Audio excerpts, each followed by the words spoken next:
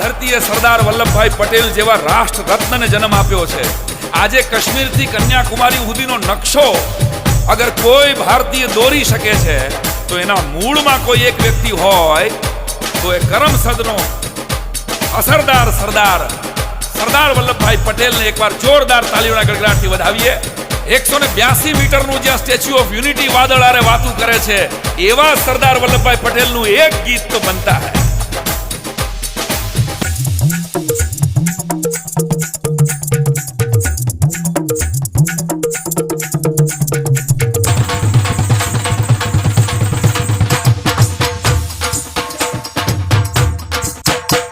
હે કરમસદની શાન આયો